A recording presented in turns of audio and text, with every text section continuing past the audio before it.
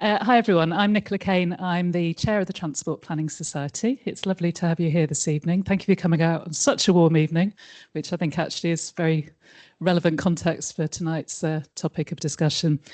So just before I introduce Greg, our speaker for tonight, I just wanted to give a very quick plug to the Transport Planning Society. How many in the room are members of the TPS? I always ask this question. Lots of you, brilliant. Small number with your hands down, so I might come with a get you to get your checkbooks out later on. Transport Planning Society is the only professional body which is dedicated entirely to transport planning in the UK. It represents the views of well over 1,600 members now, 65 partner organisations, and we're really here to support, challenge and champion the profession across the UK and in a few international countries as well now. Alongside tonight's event, we've got a really packed programme of events through the summer, so do keep an eye out on our website for things coming up. But the big one that's next on our agenda is actually the summer reception. So particularly those of you that are based in the north, that's going to be held for the first time outside of London. We're going to be meeting in Manchester on the 16th of July. So any of you who are maybe at the Transport Practitioners meeting this year, it will be held on the evening of the second day of TPM, so do come and join us, also at ARIP's offices in Manchester. And then we're also busy planning this year's Transport Planning Day event, so that's going to be held on the 9th of November, a little way off, but we've got some really good speakers starting to be booked for that. We'll be having a big event in London as usual, but also a number of events around the country, so keep an eye out for that. And if anyone would like to sponsor Transport Planning Day, we need all the support we can get for that, so do come and have a chat with me if your organisation might be interested in helping us with some sponsorship. And the other thing that I just wanted to briefly plug is our TPS Bursary Awards. So those have just launched for this year. They're open for applications up to, I think, the 17th of July.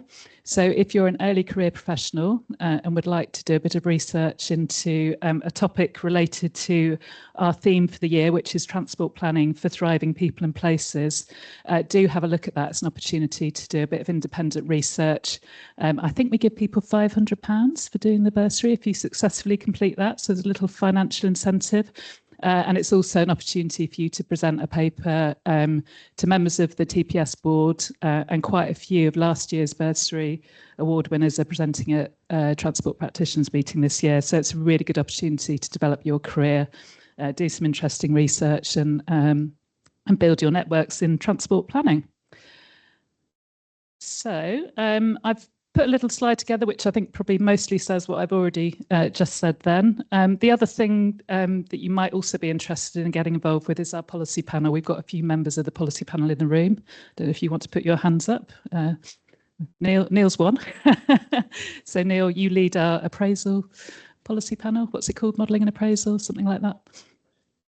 Yeah, so we've got a number of, we've got about 90 people now who are on one of our policy panels covering a whole range of different transport planning topics. So if that's something you're interested in, again, come and have a chat.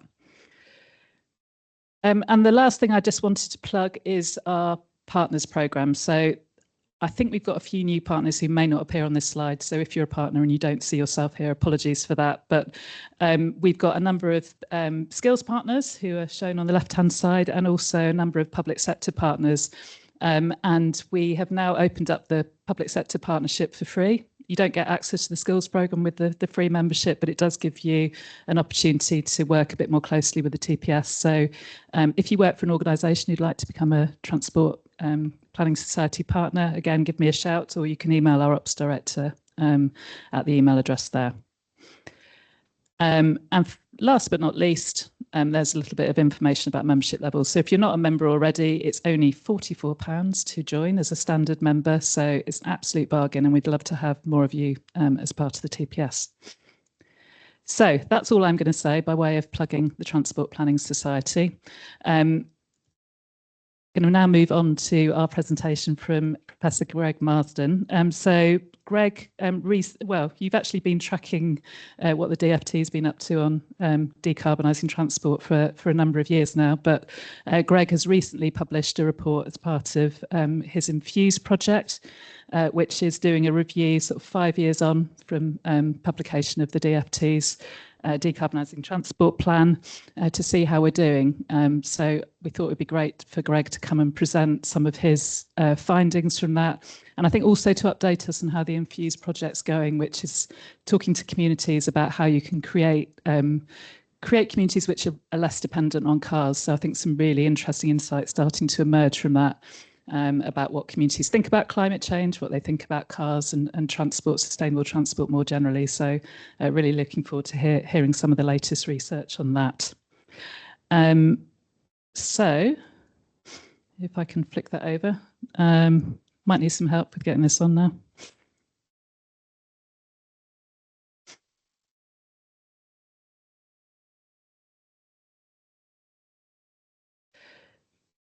So I think, Greg, you're going to speak for somewhere between 30 and 40 minutes-ish.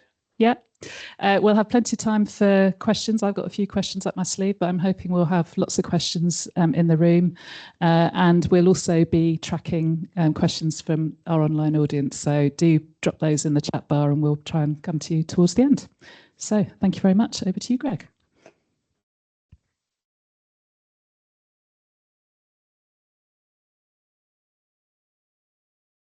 Thanks, Nicola. Thanks, TPS. Thanks, Arup, for the venue as well. So transport policy in the climate crisis, time for a radical rethink. So anyone who's heard me talk about this before knows that I don't sugarcoat kind of where we are. And I think now we've just had the latest Climate Change Committee progress report, and further reinforces the need to talk really seriously about what we're trying to do here. Are we really trying to tackle the climate crisis? So FIFA rules now dictate that we have to operate in 4 quarters rather than 2 halves. So I've followed this diktat. We're going to have a 4-act drama. So I'm going to start with summing up my assessment that we did through the overshoot report. Act 2 is asking some difficult questions of the profession about whether some of the things that we said we might hope would happen were ever really likely to happen and are ever really likely to happen unless we confront those truths. I can be a bit of a difficult listener if I just talk about where we are on the climate crisis. So I'm going to tell you a bit about Infuse and where we've got to. So Act 3 is called Better but Different, which is about reimagining other ways in which we could approach the crisis that we are living through. And Act 4 will just share some of the kind of more practical ways in which we've been engaging with communities to try and do that, to get some reflections, start the debate. You can tell me that it's not new and we've been doing it all anyway. And then the final curtain, just some reflections. So into Act 1 then, planning to fail. So 3 questions. Did we ever really mean to decarbonise at pace? That's the first question, to which the answer, I think, is probably not. But where has the ambition gone? I mean, 2019, people were in the streets demanding radical climate action. But where has the ambition gone? How have we turned that into a technocratic exercise that we've taken in-house and churned through our usual processes? Obviously, the politics has changed outside, but why are we not delivering what we said we might like to deliver? And what next for that? So, did we ever really mean it? So this is the Transport Decarbonisation Plan, surface transport pathways. I think in some cases a masterpiece of a document in civil service terms, in that almost anything could be explained as being in line with this strategy. So it's important to note, though, that at the time it was written in 2021, the lower part of the the decarbonisation pathway, the green area, was more ambitious than the Climate Change Committee's 6 carbon budget. There were futures out there being talked about by government that were more radical than the Climate Change Committee was demanding from them. There were also large areas of the curve which were less ambitious than the Climate Change Committee demanded. But if we look at where we are now in 2026, we're still comfortably in an area where having done nothing would look a bit like having done something. On Tuesday, the Climate Change Committee noted that surface transport emissions provisional estimate were 2.7% higher in 2025 than 2024. And they also rebased 2024's numbers, and instead of a small decline, there was a small increase in 2024. So, you know, have we really seriously started a decarbonisation downwards pathway? Not yet. And then you can look at the spread on this. So by the time we get to 2031, we could be either at 38 or 85 megatons of carbon. Seems an important level of detail different between the two things. Or we could be at a particular level of carbon within 7 years. Again, feels like quite an important distinction to be making. So the pathways that we were set were quite fuzzy. What's happened over time? So this chart here, the star is what the 5th carbon budget, where it said we would be in 2028. And then I've plotted the 6th carbon budget, the 7th carbon budget. And then the brown line you can see is the carbon budget growth delivery plan, which is the government's November 2025 pathway. So let's not bother really with what the Climate Change Committee has set for us. It's about a 15% overshoot against the 7th carbon budget. So did the transport sector ever really mean it? Did we have that commitment, or did we have a range of different things that might be true, but we were never really planning for it? So where's the ambition gone? Why are we not tracking to the lower pathways and tracking more to some of the higher pathways?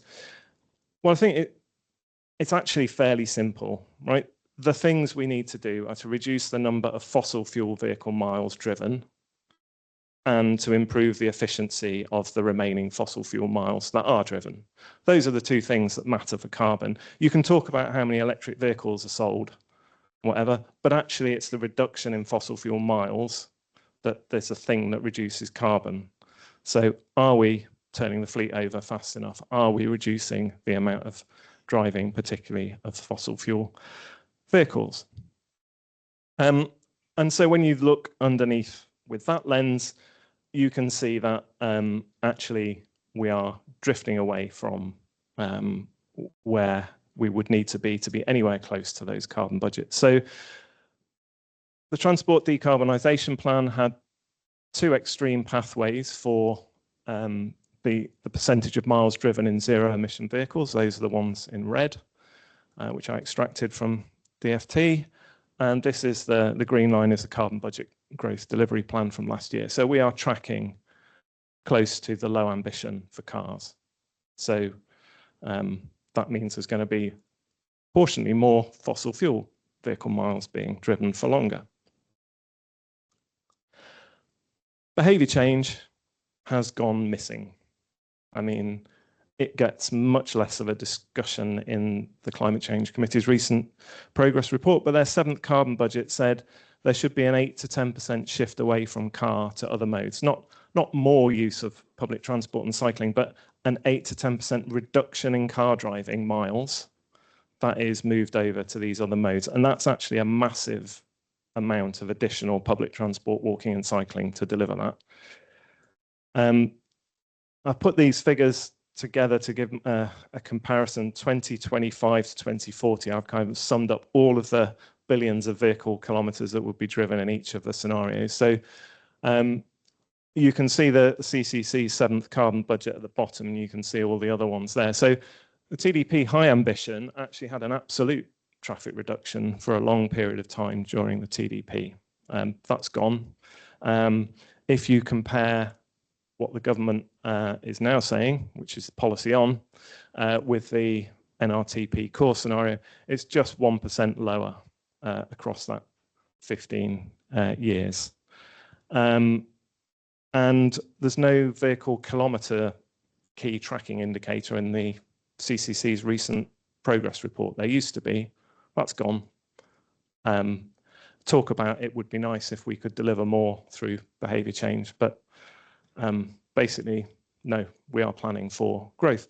And actually, planning for growth in a ludicrous manner. So the good news from this slide is that actually I think the DFT is over-egging how much traffic it will see on its network. If you look at the percentage growth rate of all road traffic between 2000 and 2025, it was 0.7% on average. In the Carbon Budget Growth Delivery Plan, it's 1.2% per year. So if you look at car traffic, it's even more pronounced than that, because we've got a lot more light goods vehicles and so on than previously thought. So road traffic growth is forecast to be nearly double the historic growth rate. Why is that? Why in a time of climate crisis are we still operating with a set of assumptions that are even justifiable by looking back 25 years? And there are different views that I hear on this. We haven't updated the models recently. We'll update the models, you know, at some point in the future. We'll get those numbers to tally a little bit better. We don't want to reduce the amount of traffic in our forecast, because that's not helpful with the Treasury when we're arguing for additional money. I think that's another plausible reason. We think it's good for an indicator of a strong economy. I don't know what it is that sits behind this. It's deeply unhelpful to thinking effectively about carbon. It changes how we might allocate our funding at the top of government in order to satisfy things, and that's not helpful either. And it's just wrong. So we need to challenge this. What next? You'll have seen in the press the potential to water down the ZEV mandate. So at the time that I did the overshoot report, that hadn't been kind of touted, but we did model a 2-year delay in the ZEV mandate, essentially, just a slowing down. It works out roughly at a 2-year delay in the ZEV mandate. And that's this scenario here. So it basically doubles the overshoot. So that takes it to a 30% overshoot. And just to put it in context, that level of overshoot, 426, it's the entire carbon budget for transport from the period 2031 to 2050. Like, we cannot afford to go slower because we've allowed ourselves no headroom later on in the period. So that's where we are with the ZEV mandate. What about the potential for radical traffic reduction? So any form of traffic reduction is going to help. But there is no form of traffic reduction that now solves the problem. If you wound back 5 years, you could do some fairly heroic mental maths and make that work. But now you can't really. So even if we went to a COVID level response immediately for the next decade, we would still overshoot. It would reduce the overshoot significantly, but we would still overshoot. We could get a 30% reduction by freezing car traffic levels at their current rate, but we still overshoot. So there are no compliant pathways now in front of us. As a profession, as the largest emitting sector, we now own overshoot, right? That's the state that we're in. So at times like this, I like to turn to intellectual sources to make me feel better about it. And what does it look like? Well, it looks like this, right? We have now gone beyond the point where we can find a way back. And I think that's really important, because I think actually we've always been in this situation. Climate change is unfolding and we have to live with it. But now we're at a point where we're kind of part of a problem that we can't solve as such, and that has implications, I think. So underneath all of that, I think there are some inconvenient truths that we need to face up to. Why did we have stated ambition, but not actually have the wherewithal to turn that into meaningful action? So these are the 4 challenges, and these are challenges to the profession, to us as practitioners, rather than necessarily to citizens out there making their choices. They're also challenges to politicians, because it's about how they think about the world as well. So the first one is, can we talk about the car? I don't think we really have seriously addressed just how difficult it is to get people to not use the car. I grew up doing my transport planning focused around how we solve the worst problems of congestion, which were motorway management systems and urban traffic control and urban road space reassignment. A lot of the urban stuff is operating in this space here, lots and lots of journeys that have alternatives that seem feasible to them, but they don't represent many of the miles that we drive, which is the yellow bit here. Vehicular traffic, and then as you get down here, flights represent a much bigger proportion of the distance that we travel. So if you want to change the dial, then you actually have to address how much car use we have at all different scales. And the car is an annoyingly good Swiss Army knife, right? It does all sorts of different things. And okay, there is a better toothpick available. And a real pair of scissors is definitely better than a Swiss Army pair of scissors. Like, we can find alternatives to niches within that. But have we got an alternative to the car that is going to deliver across the sorts of distances and decisions that people make and why they hold on to the car? Because, and we know, and we teach it and we talk about it, that once you buy a car, your incentives are generally to use the car. There are some instances and some places where that's not true, but look at all the numbers. Generally, that is the case. And we now spend each year, it's almost 100 billion. It's annoyingly short of 100 billion on owning, insuring and maintaining our cars. So it's a staggering amount of money. In Leeds, it's 1.1 billion pounds. So there's no money to spend on transport, we say. There's loads of money that we spend on transport. We just spend it on our own transport, and it's stationary 96% of the time. It's 3 times what we spend on moving cars around. It's 14 times what we spend on public transport. The scales are overwhelmingly tipped towards using the car if that's what we're going to spend our money on, because that's one of the biggest sources of household expenditure. And these scales are tipping further this way. There is still a price premium on electric cars. And whilst we might get price parity, cars are generally becoming more expensive assets to own because of all the tech that goes in them. Insurance is getting more expensive. We are sinking more costs into the ownership, and the usership costs are also declining. So we can talk about things like free fares and parking fees, but really we're only, operating at the margins. We're not going to change the balance of the scales by what we are able to put on.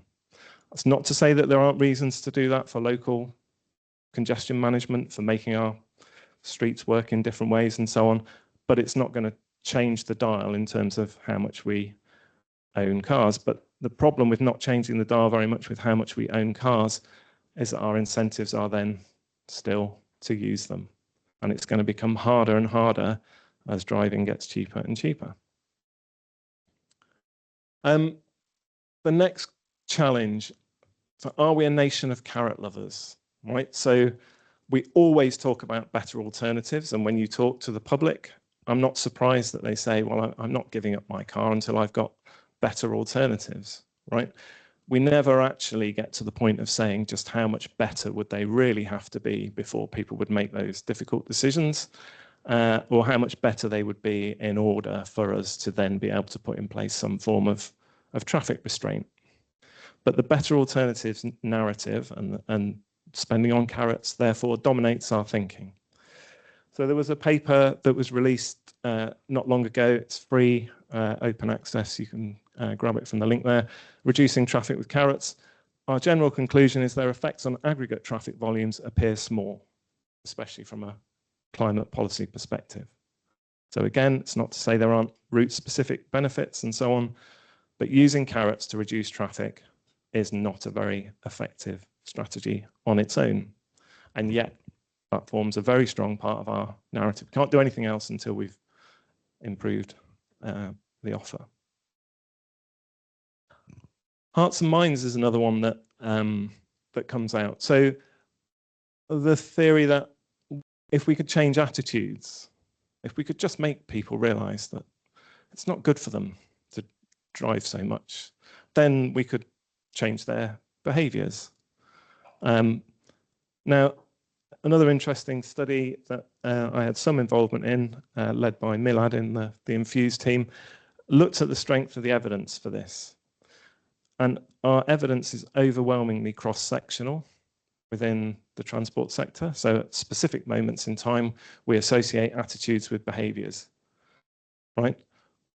But when he looked at longitudinal studies, which track how people change when they're faced with an intervention or so on, it's actually behaviors that lead attitudes more strongly than attitudes lead behaviors. So once people have experienced something different, they will start to feel differently towards it. I don't know how many people here use the term motonormativity, the stuff that Ian Walker's doing. Yeah, so that is essentially us having got used to driving the car and starting to then think about the world differently because we've got used to driving the car. So we buy into it in one sense, but then we talk about attitudes shifting behaviors in another. So the challenge with this then is how do we build trust in alternative ways of doing planning? You know, we can't not talk to people about the things that we're doing, but we can't just talk to them, expect them to change. So is it hearts and minds, or is it actually thinking carefully about ways of working? If we need to be more behavioral and to get people to try and do things differently, then do we have to build trust with them about taking part in that in a different way? And then the final one, which I kind of alluded to in at the end of Act 1, living with the climate crisis. So, I mean, this week's been a horrific example of this, right? But whether we take action or not, however far we are beyond what the Climate Change Committee says or not, we are in a world of environmental change, and that means an awful lot of other things will change. And it's not just will the rails melt, will the roads bend a bit. This is about real changes to our economic, social, and environmental system. So forecasts that, you know, this could cost, you know, we could have a drop in GDP of 10% because of the, you know, the way that we're going to have to spend money in order to manage these crises.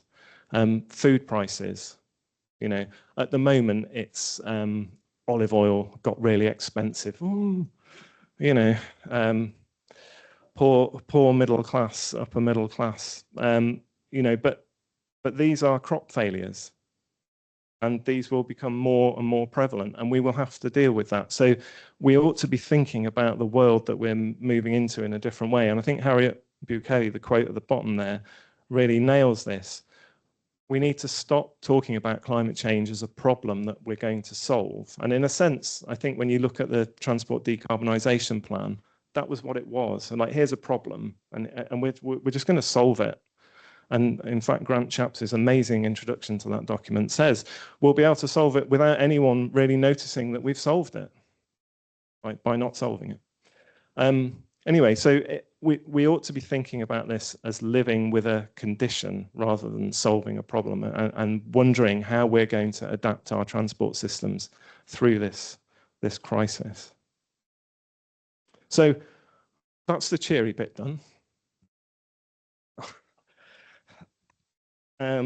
Act 3, better but different. So 4 things to kind of point to, right? First of all, whilst the headline trends are not great, there's lots of reasons for that. doesn't mean that there's no change happening.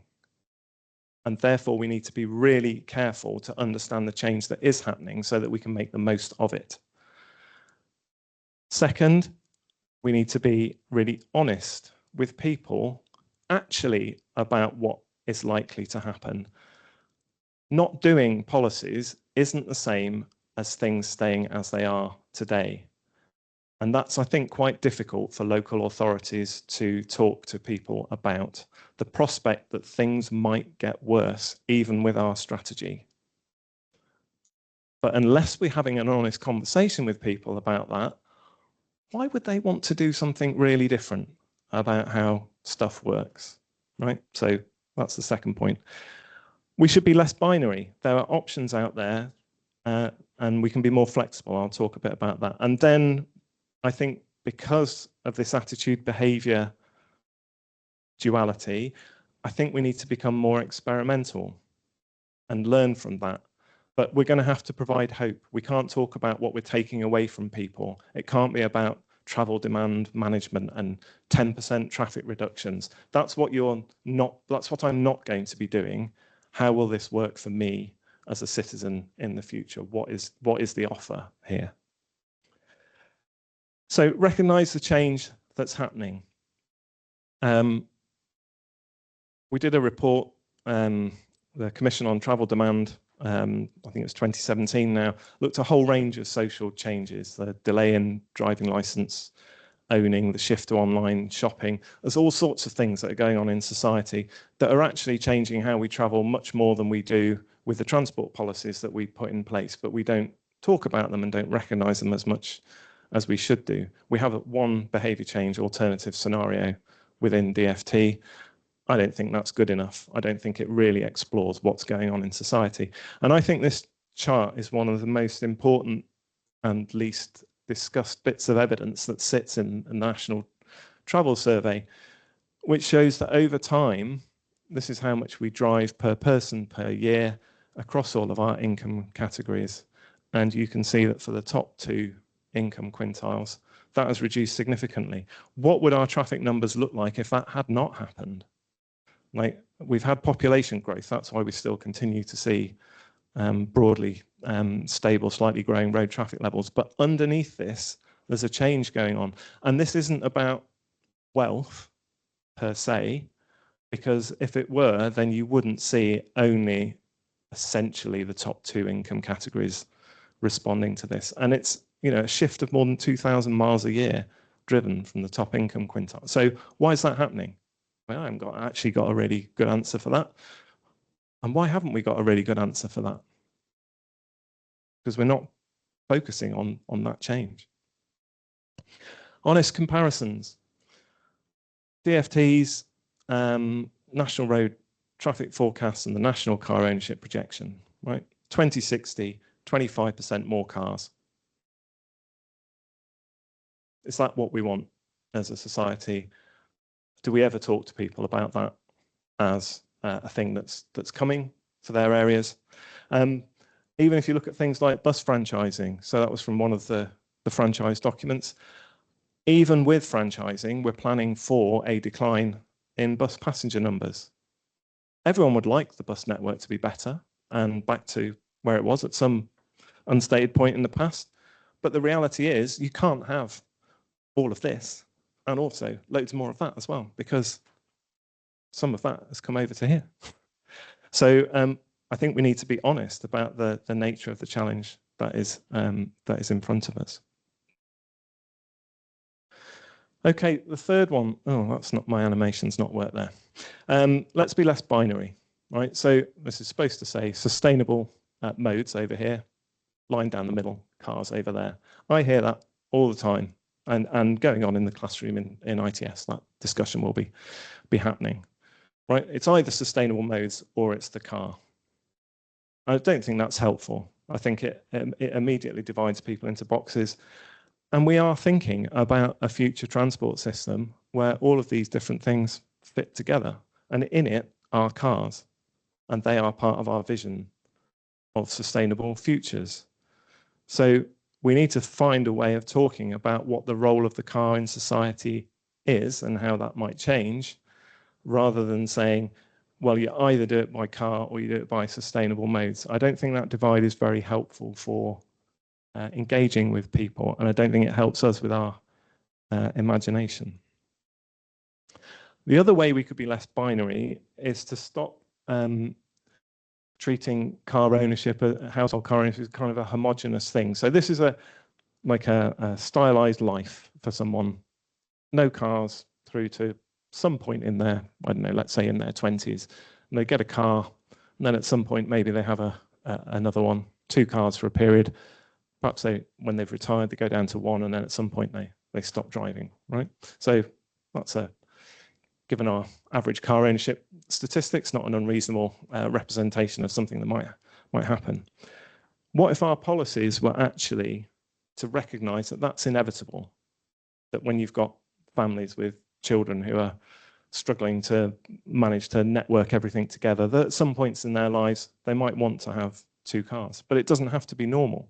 What if we delay car ownership?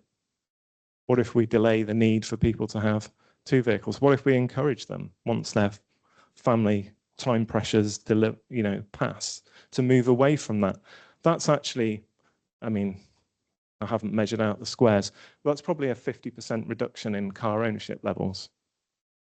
How radical is that? We haven't actually told anyone that cars are not part of the future within this here, but we've significantly enabled people to live a less car dependent lifestyle if we could deliver that kind of pathway.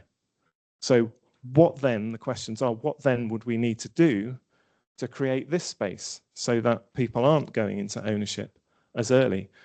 How could we encourage people post-family at home to move away from having dual car ownership? Maybe there are opportunities there. So just being less binary about this opens up options for creativity. And then I say hopeful, experimental, iterative. If you think about those kinds of futures which are more blended, where the car has a role but it's not the same role as we have today, okay, let's get people thinking about what that could be like. In what ways could that be better or different for them? Okay, it's not win-win. We should not be promising people that, don't worry, you can have all the stuff that you do today, but just do it differently. I don't think we've got a set of alternatives that can compete with the convenience of the car like that. But when you talk to people, it's not just about the convenience of the car. And this is where the local well-being and the neighborhood quality and the experience of living in a town or a city comes into it. Oh, if we have lower car ownership, then we can start to free up space for some of the other things that we'd actually like to have in our neighborhood, in our town, in our cities. So can we be more hopeful and experimental and iterative in what we do? So doing for time, Act 4, I'm just going to give you a little bit of a taster for what we've been doing in Infuse. Not to say that it's right, but just to say that we're trying some of this. So interested in people's reflections on that. So we did a big public call to action, we called it, where we had 500 responses asking them about what they wanted from their city. And we ran 2 what we called creative assemblies, where the first things we asked people to do was to tell us about what they wanted from their city, not the transport stuff. I mean, I will be clear, they did really want to come and talk about buses, and they did come and talk about buses, right? And that'll be no surprise to anyone here. But we asked them, what are the principles that you think are important for your city? We asked them how they wanted to feel as they moved around in their city. And then we asked them, what are the outcomes that you want? What are the missions that kind of motivate you? So these are what the Royal College of Art, who we've been working with, this is not my PowerPoint skills. You can immediately see that this is way beyond. Mine was the rubbish line graph earlier. But these are the design principles that we're going to use with our citizens as we go through these different iterations. Oh, hang on, you told us you wanted a city that is, for example, helps those who struggle the most. but you also want freedom to move as you please. So, okay, what does that mean? How do we engage with that as a topic? That doesn't mean that everyone can get in the car, because if it does, then we start to hurt some of the outcomes that you said over here. But what it does is it tells us that people don't want some kind of, cave-dwelling sacrificial experience. They still want to feel that they can go and do the things that they want to do and live a good life in their city, but just that they want to do it differently, maybe. So we use those principles to help us with our design thinking. Right, what I'm going to do now for about 3 or 4 minutes is switch into the way we presented it to the citizens at a recent event. So we've gone through a kind of big opening out visioning exercise where we got them to create like 6 different visions of the city based around difficult journeys that they find hard to do without the car, just to get them really imagining maybe what a really ambitious future might look like. So we had those visions, but we then need to turn it into something that we can try with them. Like, okay, you say you want all this stuff, but actually, would you use it? And would it work for you? And how would it work? So we can't do those massive visions that they've got. We need to bring it down into something more manageable. So we did an event where we brought a group of 30 people together. Only 5 of them had been involved in the previous event. And we said, right, come and design something that we can test with you that may or may not achieve these lofty goals. So in introducing it to them, we said, right, here are the principles that your predecessors in this process told us that they wanted for the city. But we also heard that people need cars, and they need cars for these things: trips to the countryside, moving heavy things, emergencies and appointments, caring responsibilities, right? We heard you. You said cars are really important for some things, and those are the reasons that we say that we want to hold on to cars. I may just have touched something on the screen here, so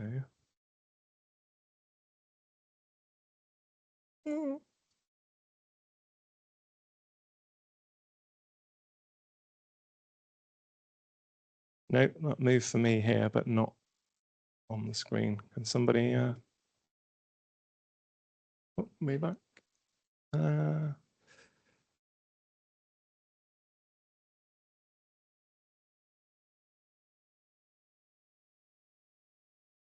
Okay, using arrows. Okay, yeah.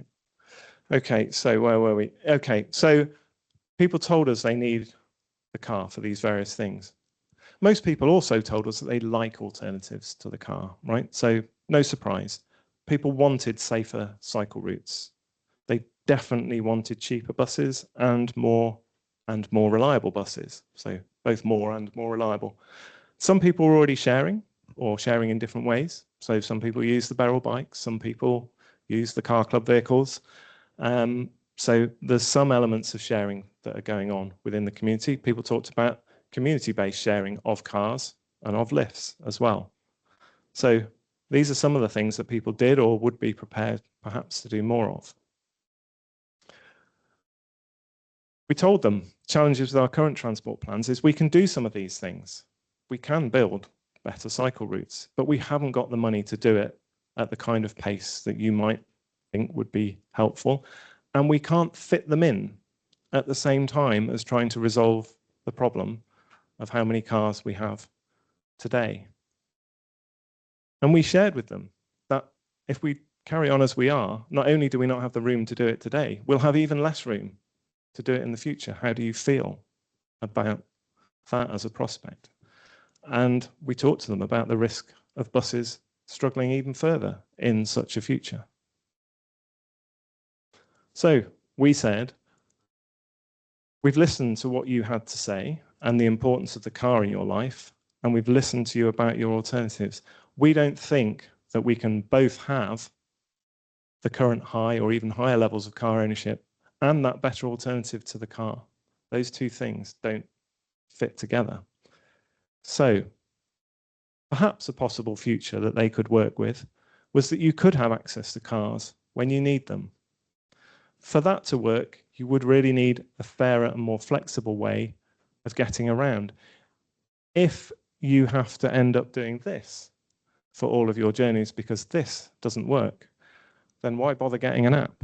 Just get a car, right? So there has to be enough change here to enable that to be part of a future.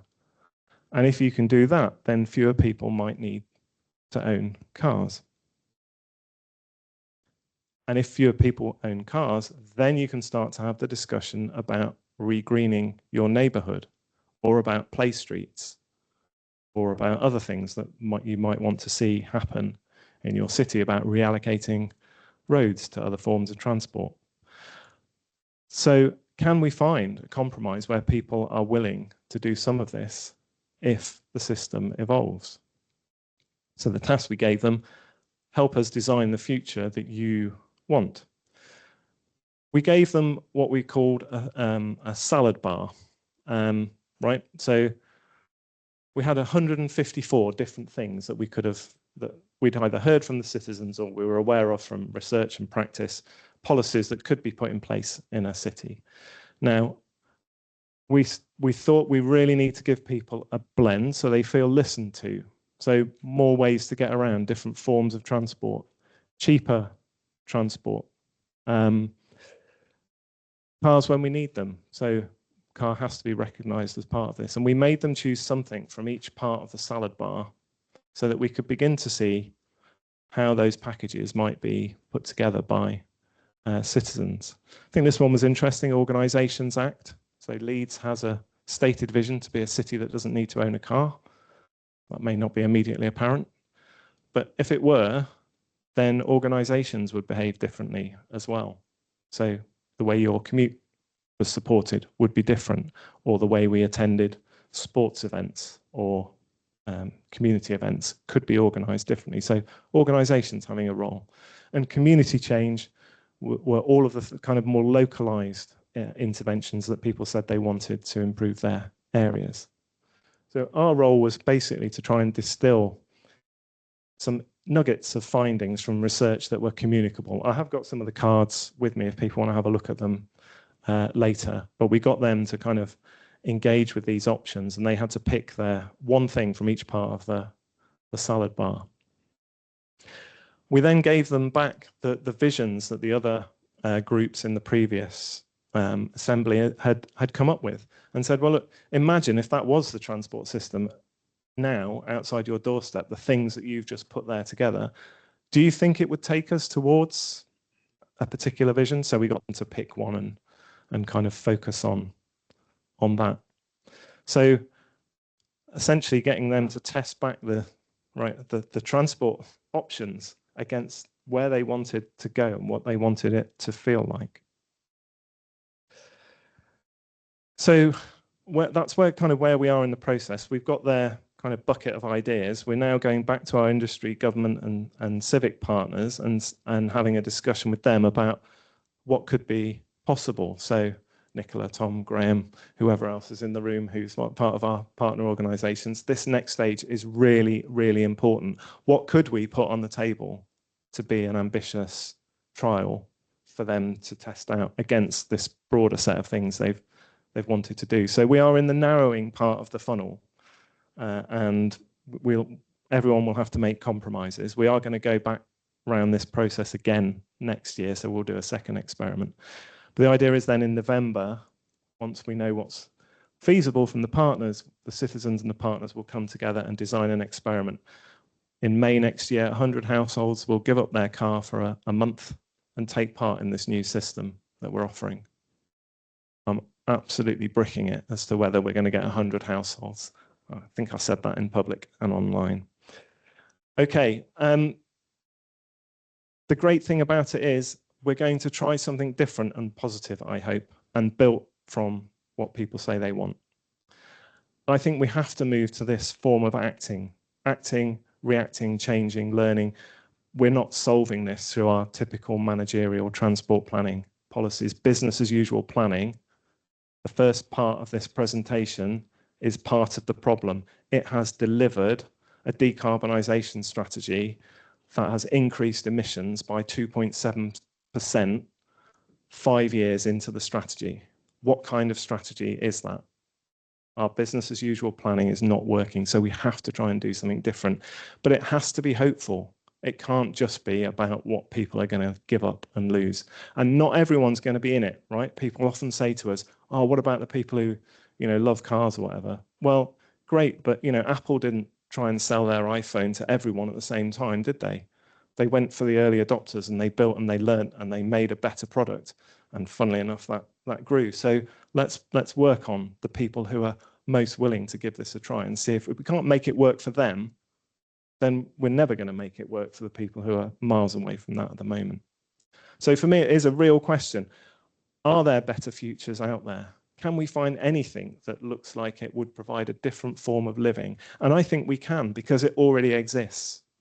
Some people do thrive without a car by choice rather than because they can't afford a car. Can they do that at scale in the suburbs, which is where we're doing our work? I think is much more of a challenge. Can they do it without it being a very difficult sacrifice? And if we can make people try something different and they enjoy it, there's a whole load of institutional issues which would make it very difficult for anyone in this room to go, thanks for that, we'll take it off the shelf and do it tomorrow. We've got failings in the insurance market. We've got a tax system that still favours individual car ownership. There are lots of other things that would need to happen. But we need citizens to have tried something positive, to find the voice, to make the argument. I've done enough standing here talking about climate crises, mode share, mileage. It doesn't cut through. I think we really do need to build that case with people for change to be possible. So thank you.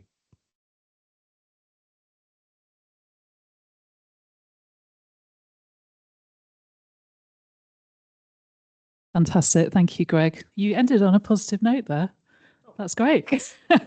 We don't always expect that. I've got a couple of quick questions and then we'll open it up to the audience. So you started obviously talking about climate crisis, decarbonisation. How much of that fed into the conversations that you were having with communities, or was that very much sort of in the background in terms of the kind of visions and sort of motivators for change at a local level? We're quite clear with them that we're funded on the basis of trying to help provide solutions to the climate challenge that we face, but we don't imagine that they're turning up motivated by the climate crisis, and probably a third of them are motivated by the climate crisis, but other people talk about a whole range of other issues. And when we do like democracy exercises on which missions matter to them, for a lot of people, the climate crisis doesn't. But I mean, that's one thing I do like about the Leeds City Council strategy. It was never just about the climate. It was about a fairer place to live. It was about affordability, and it was about a healthier city. And I think, it's challenging because if you dilute climate completely, then you lose the urgency for trying to do something different. And so it's hard to not keep that somehow in the conversation. Really interesting. And we know that a lot of the challenge with transport decarbonisation is dealing with some of those longer journeys. Are you sort of convinced by doing this kind of very local level intervention, which is trying to reduce overall car dependency, that will then help to maybe tackle some of those longer journeys as well as dealing with some of the shorter ones? Yeah, the longer ones are really interesting. So Gillian, who I work with, is kind of really focused on whether that's the thing that holds people to owning cars. But right, so some people drive a lot. They drive a lot for work. Like, if you do that, then you're going to have your own car. We do holiday, and we do weekends away, but we don't do them all the time. So the sharing economy that you might imagine could exist for stuff that goes on with the city can also exist for weekend trips as well. We did a trial of something called fractional car ownership, which can work in different ways, but we gave people the option of having a car for 1, 2, or 3 days a week, and it would be on your drive. The idea is if you're doing it as a community, you just drop it off at the next person's house. And we thought, what will this actually work? Can we reduce the number of cars? Because what if everyone says they want it on a Saturday and a Sunday? If that's the case, then the model doesn't work at all. But actually, it was only a small number of households, but we had 8 households managed with five vehicles. So they weren't all wanting it at the same time. So a third of cars don't move on any given day. There are ways in which we can do this, and I think it could appeal to longer journeys. But also you've got like rail car club interchange. Shouldn't be, I mean, it's not standard, but there are examples of that, and that could become more of an integrated product. Brilliant. And we're likely to have a new Prime Minister in the next few weeks. Who's potentially come from a city context, so understands kind of transport potentially. What would you be, if you were advising new Prime Minister, what would you be saying of kind of maybe the 1 or 2 most important things that they could do to actually make a meaningful difference to decarbonising transport? Well, at the moment, the only tool in the box is the ZEV mandate. So resist the calls to water down the ZEV mandate, because it, mode share at scale still takes time to, if we were going to do something more radical, it still takes time to deliver. We can't afford to back away from the ZEV mandate. But I would encourage them to look at what ownership does to household spending, look at how vulnerable we then become to price shocks. We kind of insulate ourselves by buying the car, but then we become vulnerable to these wider price shocks. And is that really a productive use of money in the UK economy? I think I would try and appeal to them to kind of see this as a connected system rather than seeing decarbonisation completely separate to the way the economy works. Brilliant. Yeah, there are some really kind of critical wider drivers, aren't there, that actually we should be making everybody think we can't continue our dependence on cars or on fossil fuels in the way that we have. Yeah. Okay. Right. Let's open it up to the audience in the room. Richard was straight up there with his hand. We've only got 2 microphones, so if I pass it over to Richard so people online can hear the question as well. Hi everybody. Richard Walker from Department for Transport. Bus Directorate, so I'll only take responsibility for the drop in bus travel. Well, the first thing I want to say is thank you very, very much indeed, Greg. Tour de force, absolutely magnificent thing, and congratulations to everybody who turned up on this hot day to hear.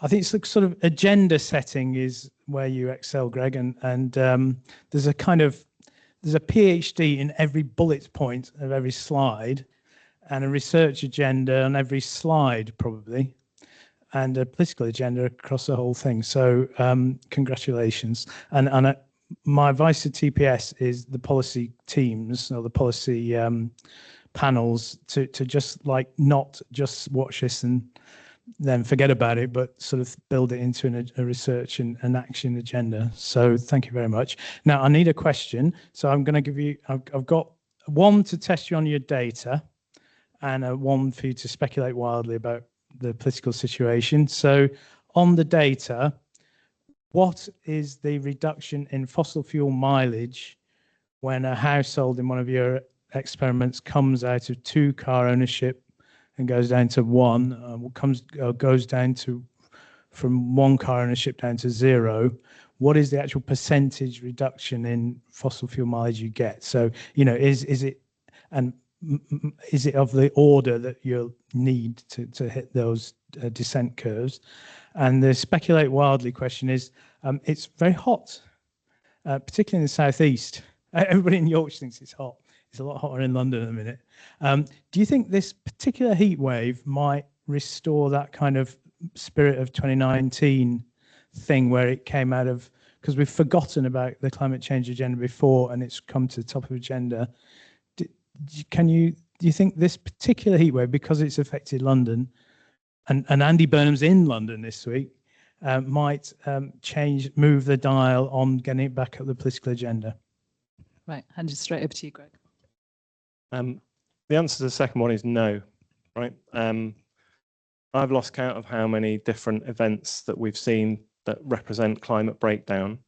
But you know, photos of people in fountains in London, hottest ever day in France, you know, and then within a couple of weeks, month or two, drifted away again. But I see it as a profession. You know, I go along to stuff and talk about climate breakdown, and then go to another event in a couple of weeks' time. It's a bit tiring talking about this stuff all the time. So let's get on with what we can do in development planning. And I understand that, like, there are still other things to be delivered, but I just like, this is why I guess my appeal is, we are now doing this in a climate crisis. It has to be part of all of those things, not somehow separate from it. In terms of the mileage thing, it's a really it's actually a great question and a difficult one. And if Gillian was here, I'd make her answer it.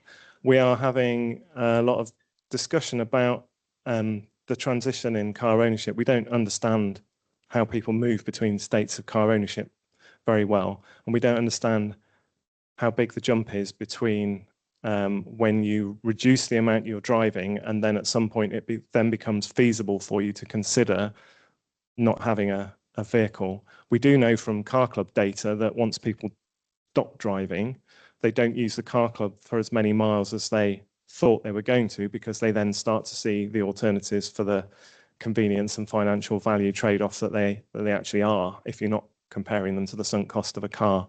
So that whole pathway between 2 to 1 and 2 to 1 and 1 to 0 isn't going to be the same either, is our estimation, is part of the research program. So it was a fudge of an answer. I'm very pleased to deliver that to you.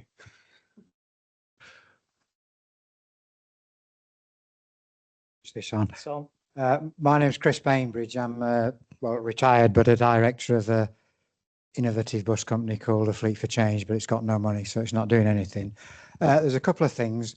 One thing you didn't mention, and it shocked me a bit when I got this statistic, that the majority of new cars being bought in the last 20 years or so are SUVs, which is even worse than, you know, little cars, because they take up so much more room.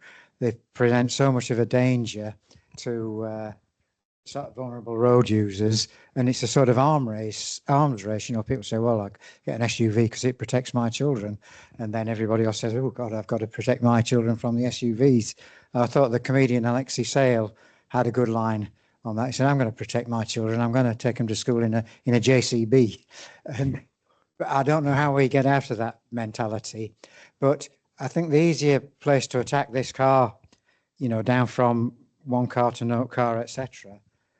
People have to make a big jump in their life to become car owners.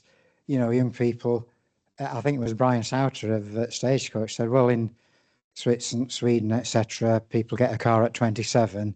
Over here, you've got to get your car at 17, else you're less than human. And you can show the attractions, you know, just the happy young people out in the streets here drinking on a Sunday night, which they wouldn't be able to do if they were in cars. So I think they're low-hanging fruit. Don't you agree, I suppose, is the question. I mean, I definitely agree that we should be thinking about those transition paths. I mean, Scotland's had free bus travel for under 22s.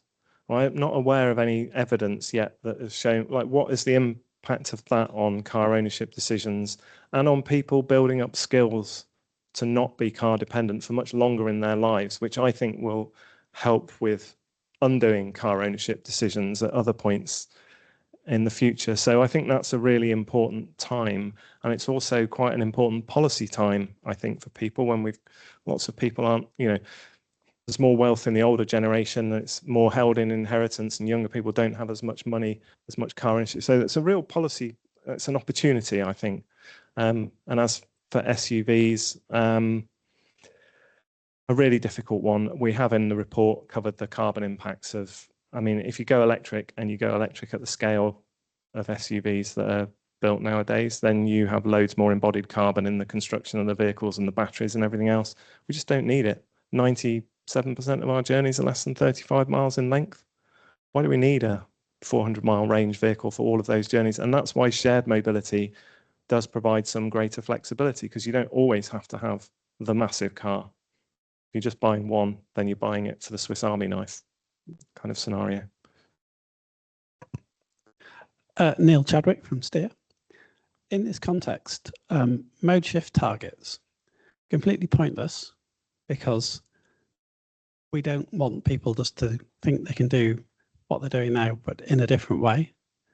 And they focus effort on things which your analysis, where it showed trip length and emissions per trips, on things that make diddly squat difference, or really helpful in that they get decision makers and politicians to focus on the scale of the challenge. Discuss. Discuss. Yeah, I want to say somebody else take the mic off that table as well. Those three are going to go at it all. They're going to go at it all night, I reckon. Okay, so if I was going to be provocative in return, and maybe Nicola's better placed to answer this, actually, Nicola, you should answer this. How helpful were the targets for Greater Manchester? I think sometimes targets can be helpful as a kind of guiding kind of direction, but I think we're unlikely to achieve most of the things that we've set, and that becomes more problematic. In the absence of a target, then it's easier to argue for money to be spent somewhere else on something else. Whether mode shift targets are necessarily the right thing in the future. Again, mode shift, is that really is that the offer that we've got to people? Mode shift, is that it? That's not how we should really be talking about what future, but maybe it has a function. I don't know, Nicola, you're better placed, I think, to answer. Yeah, I mean, I think in Greater Manchester, we thought about it as more of a quantification of the visions for different sorts of places and different sorts of journeys. So it didn't sort of start with what's the mode share target, but it started with, well, what kind of places do we want our neighbourhoods to be? What mix of journeys do you want for short trips, and what sorts of interventions then do you put in place to achieve that? So it was a bit more nuanced and I guess a bit more thoughtful about how you apply mode share targets as a way of actually putting a little bit more focus, particularly for transport planners and town planners and people who are kind of doing things to shape those places, to focus their energies and efforts on the different interventions you need to make them a reality. So I think I think they're useful, but they're not. But they have to be part of a wider vision for a place, is what I would say. Yeah. Right, Martin. Martin Higgett, independent transport consultant. Or do you need a question?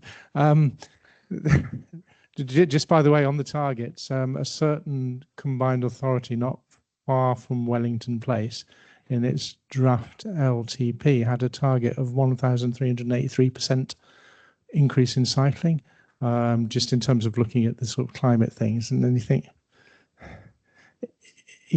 sometimes I think we just delude ourselves about what we're going to achieve and the resources we're going to put in it. Anyway, that was my question. The question was, given the strength of the findings around shared transport, it's always felt that shared transport has been a bit of a poor relation in comparison to having bus strategies, walking, cycling strategies. What do you think local authorities need to do to strengthen the shared transport component of their plans? Great question.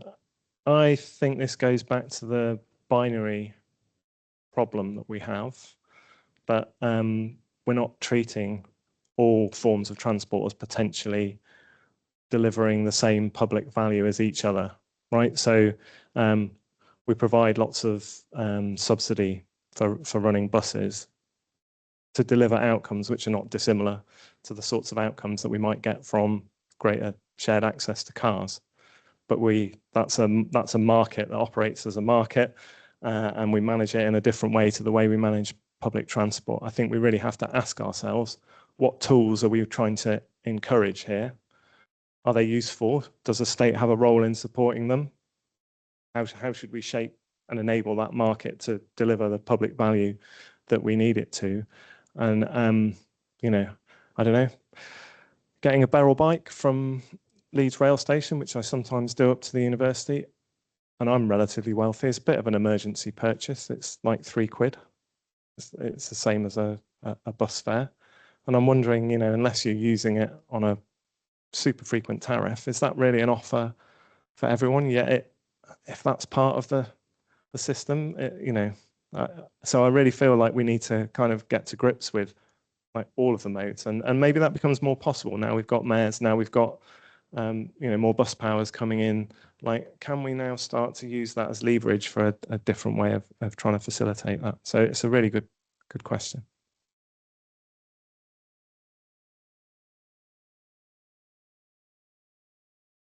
Okay. Yeah.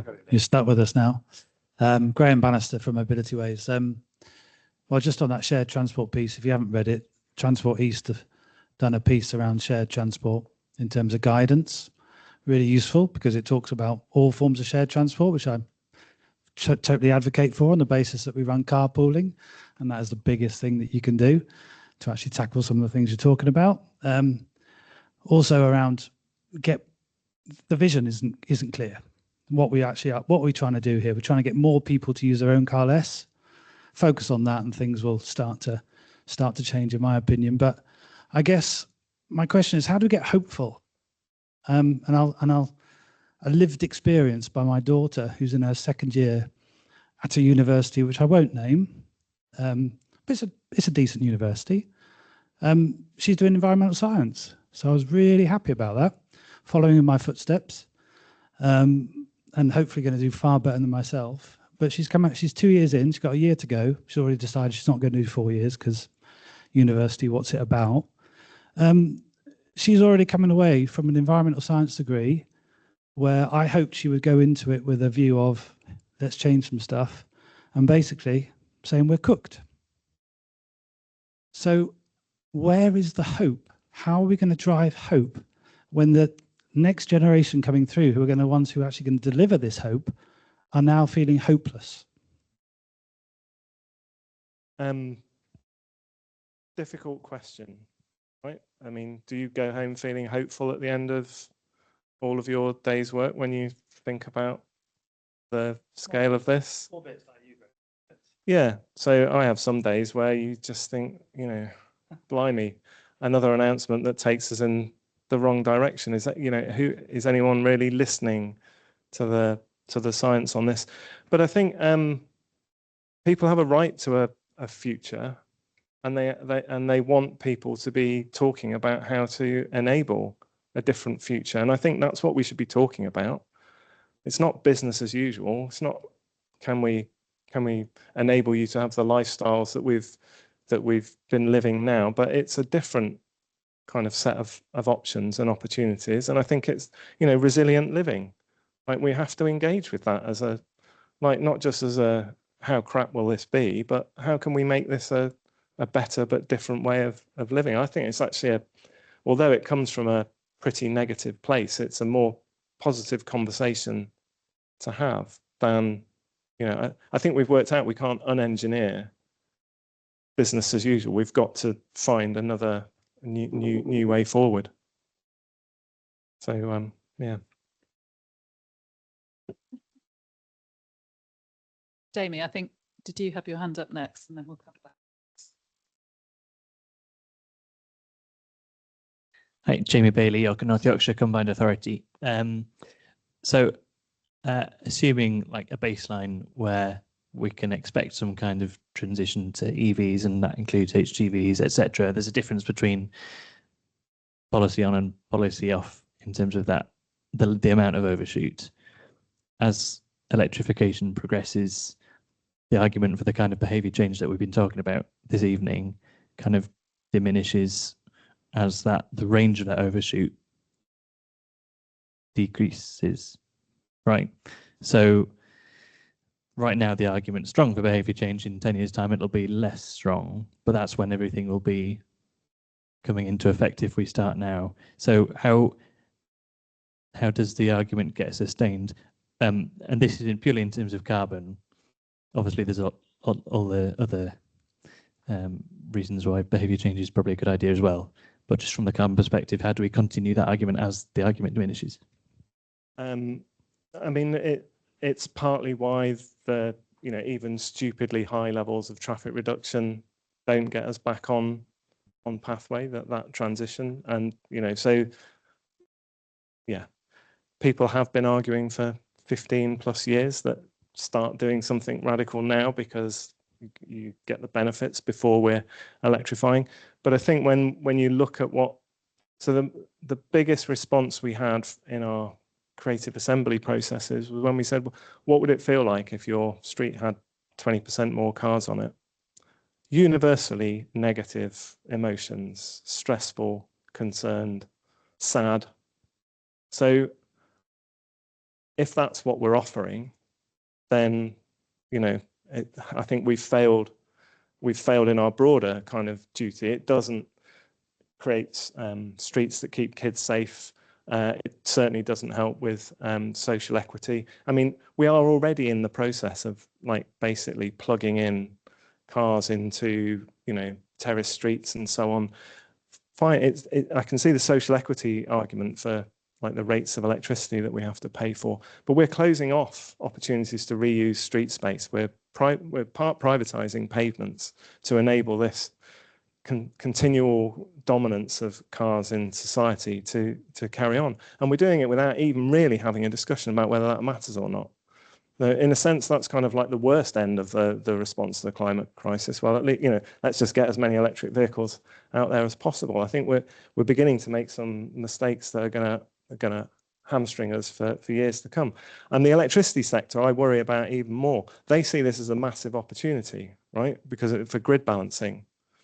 So they would like everyone to be plugged in and to be, you know, feeding electricity in and out. The fact that cars are there to move people around some of the time, that's a bit of interest to them, but not all that much. Maybe what time are you going to come and plug in, or when are we going to allow you to charge? But actually, you know, that's beginning to be part of their business models. And when we start owning cars and we're starting to use them as a fiscal asset, you know, they're space eaters. And you know, we have to address that part of it. So yeah, I think there's a whole host of reasons why we have to push beyond. You want? Yeah. But central to all this is having better collective conversations, isn't it? Because otherwise it's all about people making individual choices about what's convenient for them without then having that collective conversation about what impact does it have on your area? Is that really what you want? Because this is all really inspiring, isn't it? When you actually get people to sit down and talk to each other about it, and maybe with a little bit of evidence and you hear their hopes as well as their frustrations. So actually as transport planners, we should be out talking to people and bringing people together much more probably than we do at the moment. Yeah. Right, come here and then we'll go to the back of the room. I'm Matthew Page. I'm from a combined authority not a million miles away from Wellington Place. I was very interested in your salad slide. Was it the salad option that you had? Bar, yeah. I don't know if you could show that again. And I noticed that there's a number of things there which might raise money, and there's a number of things there which might cost money. I wondered if you had any thoughts about whether you could make it work financially, even ignoring all the institutional issues and everything else, whether the numbers might add up to allow you to offer an attractive enough service in terms of, for instance, public transport at a cost which would make it politically palatable. Here's the key. £98 billion on owning cars, right? And a third of them don't move on any given day. What if we had 2/3 of the car fleet that we have today? That's 30 billion, 32 billion that's not spent on owning cars. And we know that it's not necessarily the case that public transport isn't affordable. It just doesn't feel affordable when you've already sunk that money into owning a car. Now, that's a gross generalization. It's not affordable for everyone. It's not affordable for every journey, families traveling together and all this sort of, you know, there are things there. But unless we can unlock the money that's sunk into here, I don't see how we can ever generate enough politics to get the prices here able to pay for the scale of improvement that people say they would like in order for for this to begin to just happen by itself. We have to plan for fewer cars. I mean, but in a way that people are on board with.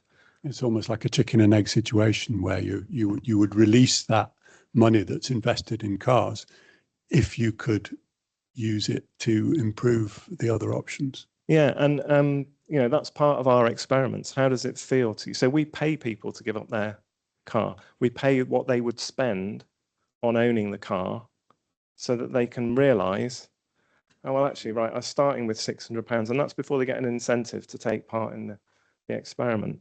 This is the money you are already giving away every month.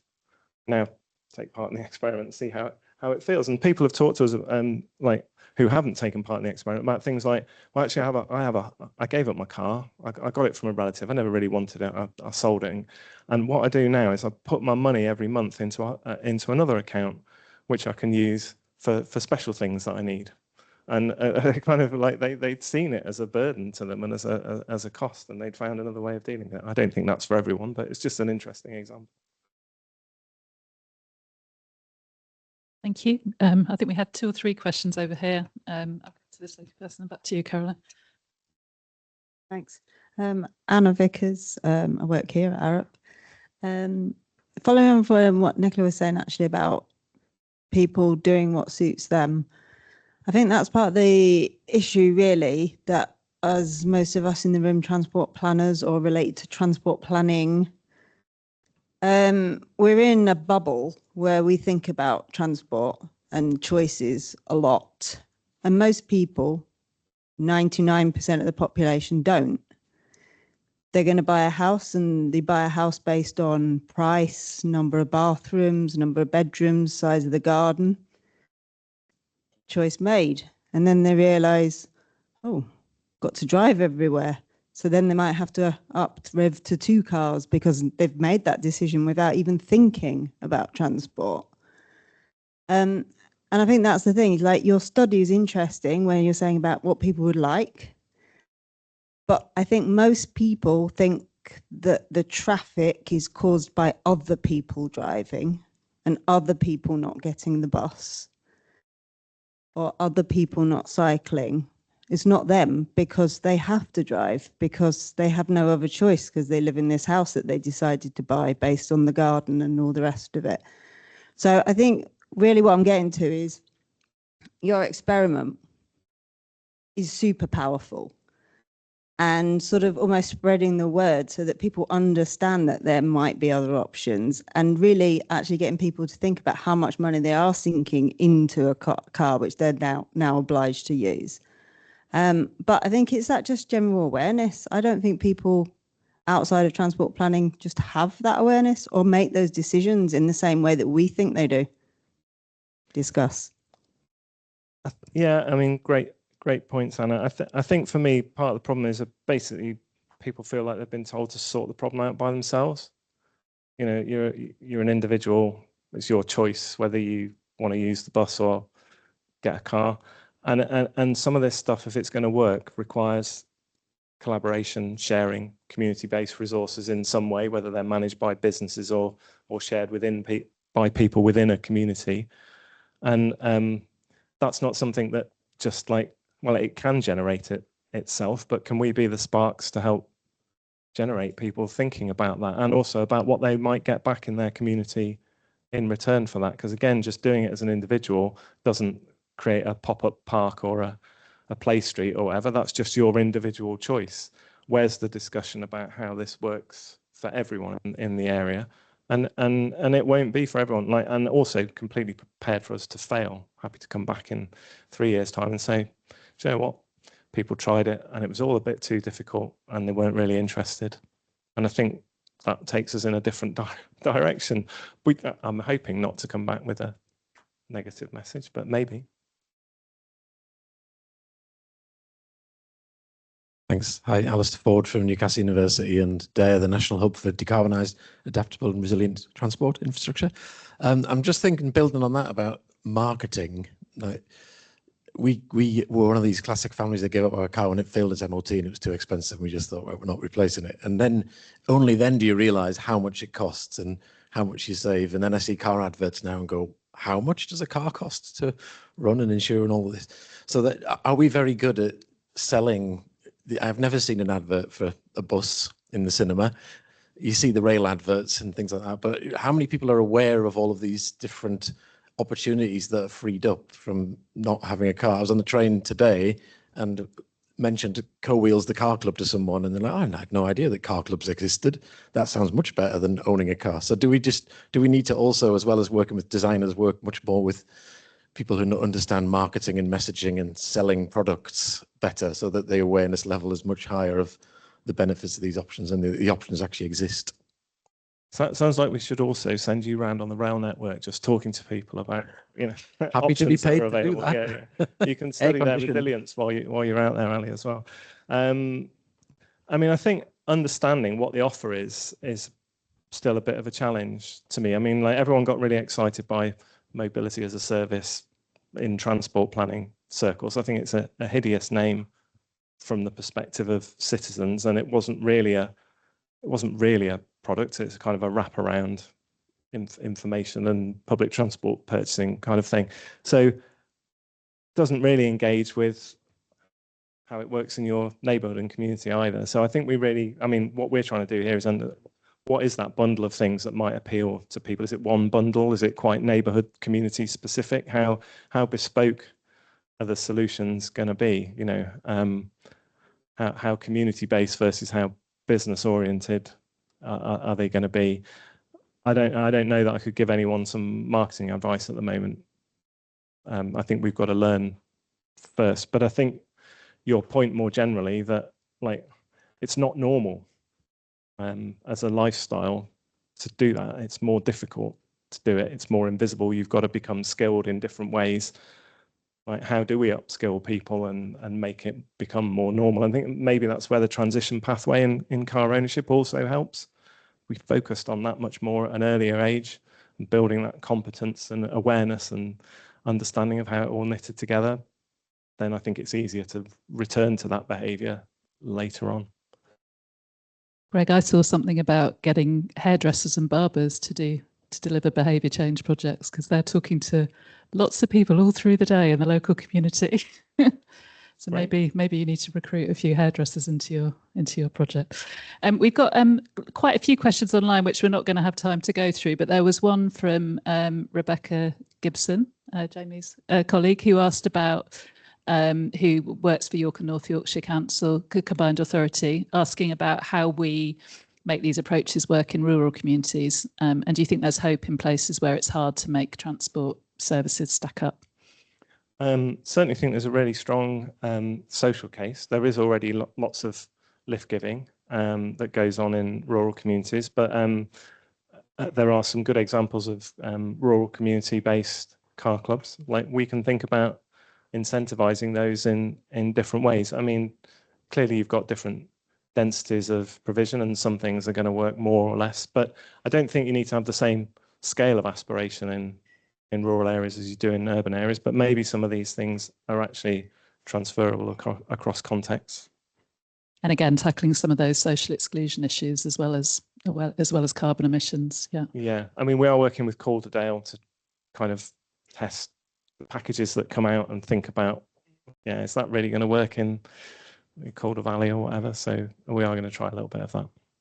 Great. I think we could probably go on for another half an hour or more just based on the questions we've got online, but we need to wrap up now, unfortunately. Thank you so much, Greg. That was really wide-ranging presentation, and I think it's given us loads to think about and talk about in terms of what you're actually testing here in Leeds. So I would really encourage people in the room and online to get involved in the Infuse project. I think you're looking for as much help as you can get, aren't you, from across the sort of wider public and private sector community. So do get in contact with Greg if you think you can help with that.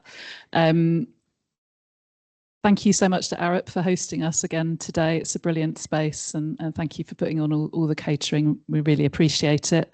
We've got a couple of members of the TPS Yorkshire and Humber committee here.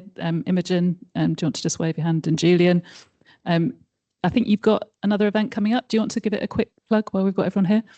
Yes, thank you. Nicola's already done good plugs for our national events, but our next local event is planned for back here on Tuesday, 21st of July. And we're going to be joined by Keith Buchan, who's our National Skills Director. So we're going to do a bit of a professional development pathways type session, looking at everything from early careers to all the way up to chartership type routes.